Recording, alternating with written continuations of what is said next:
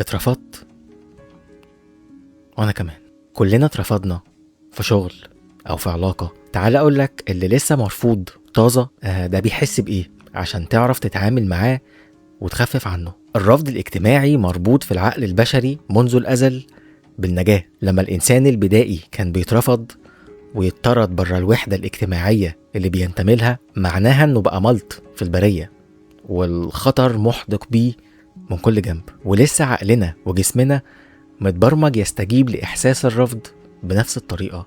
أول حاجة بتحس بيها لما يتقالك ده آخر شهر ليك في الشركة، أو دي هتكون آخر مرة نتكلم فيها يا محمود، إحساس إنك كنت جوه دايرة آمنة وفجأة خرجت منها. بتحس بالبرد حتى لو في عز أغسطس، انقباض في المعدة وسرعة في ضربات القلب نتيجة إفراز كميات كبيرة من الكورتيزول والأدرينالين. ودي استجابة تقليدية للجسم مربوطة بإحساس الخطر وعدم الأمان. زمان أنا بره القبيلة، يعني عرضة للحيوانات المفترسة أو هجوم من قبائل تانية. الشكل المودرن بتاعها بقى أنا بره الشغل، المجتمع اللي كان بيجيب لي دخل دلوقتي هواجه الإيجار والمصاريف لوحدي. أو أنا بره العلاقة، في وحدة وحياة بواجهها لوحدي، في خطر وإحساس غير مريح بعدم الأمان. وده بيسبب لك ألم جسدي حقيقي مش بس نفسي. في دراسة اسمها Does Rejection Hurt؟ هل الرفض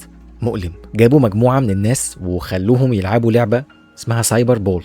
المشاركين بيباصوا الكرة لبعض وكانوا بيراقبوا أدمغتهم بالرنين المغناطيسي. وفجأة استبعدوا كام واحد من اللعبة، لقوا إن في مناطق في أدمغتهم أضاءت، يعني تم تنشيطها بنفس الطريقة اللي بتضيء بيها وبتنشط وقت التعرض لألم جسدي فعلي. يعني نتيجة التجربة إن الرفض بيوجع فسيولوجيا، وأوقات كتير بيأثر على الجهاز العصبي وبيفعل آلية دفاعية وهي الانعزال التام. مش عايز تكلم حد ولا تشوف حد.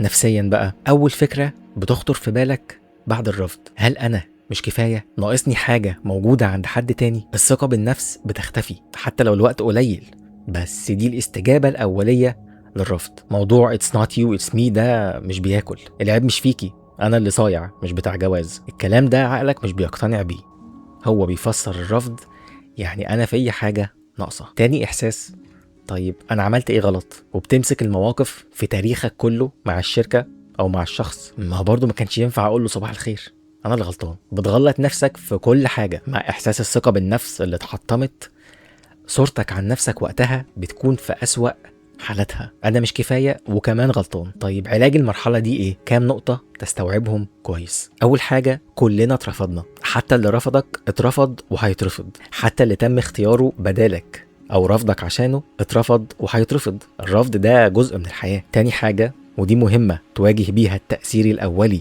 بتاع الرفض اللي هو بيشككك في قيمتك الذاتية وبيلعب في ثقتك بنفسك. حط السؤال ده في دماغك، ماذا لو العيب في الطرف التاني؟ ماذا لو هو صايع فعلا ورفضني عشان هو عاهر بتاع بنات، ومهما كنت انا حلوة كان هيرفضني برضو لان ده الباترن اللي هو ماشي فيه؟ ماذا لو هي بتاعت فلوس ومادية فلقت فرصة احسن، او هي كانت بتتسلى معايا لغاية ما تلاقي فرصة احسن؟ ماذا لو الشركة اللي مشيتني حمرة، مش حمير، لا حمرة، دي حاسسها معبرة أكتر. عشان تنقذ الإيجو بتاعك من الغرق، انقل فورا الغلط عند الطرف التاني، لأن رد الفعل التلقائي اللي بيحصل إنك بتنقله كله عندك. فبالشكل ده بيحصل بالانس، توازن، وهتستوعب إنه لأ، أنا مش غلطان بنسبة 100% في اللي حصل. ممكن يكون عندي جزء من الغلط، بس في طرف تاني وعنده ظروفه وأسبابه اللي ممكن تكون صح أو غلط. تالت حاجة، مرحلة فرفش يا ببلاوي. يوم الرفض ده أنت محتاج تكون حنين جدا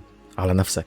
لو بتعمل دايت، معلش اليوم ده روح اضرب لك 5 بيج ماك كينج برجر تشيكن باكسترا تشيز. اعمل أي أنشطة أنت بتحبها، المهم تحط بنج لحظي عشان الوجع الجسدي والنفسي اللي انت فيه ما يتملككش بالكامل. الحقه بشوية بنج لغاية ما الجزء المنطقي في عقلك يشتغل، اللي هو هيرتب الأمور ويحلل الموقف. رابع حاجة، مرحلة ماشي يا ولاد الرفض بدل ما تخليه يوديك لاكتئاب وعزلة وضعف جسدي ويعطلك عن أي تقدم أو تطوير، جرب تخليه دافع. أنا تقولي خلينا أصحاب، ماشي، هروح أخد كورسات دكتور مكاوي وأعمل 8 باكس واركب بوجاتي واجي اخمس قدام بيتكم، انا يقولوا لي احنا مستغنيين عن خدماتك.